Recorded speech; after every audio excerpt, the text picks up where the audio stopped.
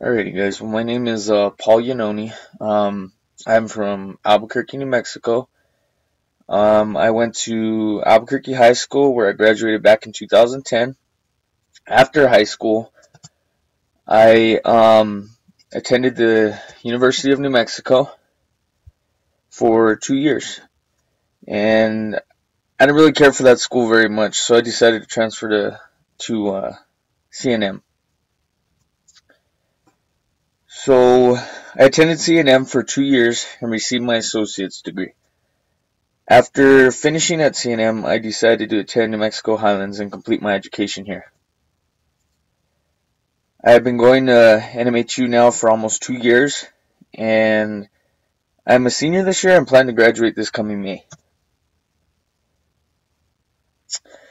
So I want to discuss the author of the article that I read. His name is Douglas McGregor. He was a management professor at MIT Sloan School of Management, and he was also the president of Antioch College from 1948 to 1954. He had contributed to the development of the management and also motivational theory. He is well known for his Theory X and Theory Y that he introduced in his book, The Human Side of Enterprise, that was published back in 1960. And it explains how management manages their employees. So that's him there. So I decided to read in the book Leadership and the Nature of Man. So in the first section titled Management's Tasks, the Conventional View, it goes over Theory X. It explains that managers are in charge of making sure that there's organization and also everything is running productively and smoothly. So this theory is a process that directs people's efforts, actions, and also their behavior, and being modified to fit the organization's needs. So it states that if management doesn't intervene with their employees, the employees are more likely to be passive or possibly resistant to the needs of the organization. So the employees need to be persuaded, rewarded, punished, or controlled. It's pretty much just being run by their managers, not taking any type of initiative.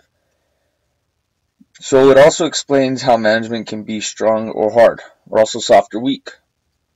They explain that both the hard and soft approaches could give management an advantage.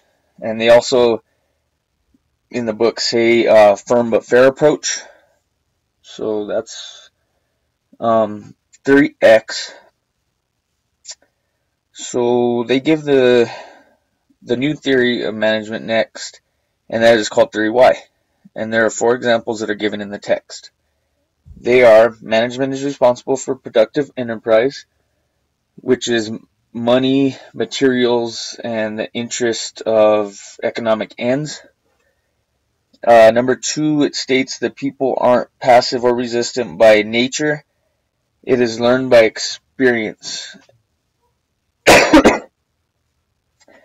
The third one is motivation, potential for development, assuming responsibility, and directing behavior towards organizational goals are all within the person. And the fourth is management is responsible for creating conditions for people to achieve their own goals from their own efforts of the organization. So some of the difficulties that people nowadays need to be directed instead of just taking the initiative, like I said earlier, and doing it on their own. So the difference between Theory X and Theory Y is that Theory X relies on external controls and Theory Y relies on self-control and self-direction. So as you can see on this image here, Theory X, it says the assumption that employees dislike work, are lazy, dislike responsibility, and must be coerced to perform. Theory Y, it states the assumption that employees like work, are creative, seek responsibility, and can exercise self-direction.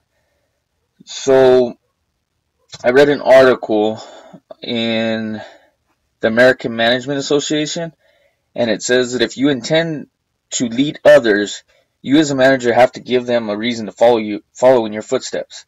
If managers are wanting to instill the same pride in their employees as they do themselves, they need to ask these 3 questions. So those questions are, how well do my employees understand what is expected of them?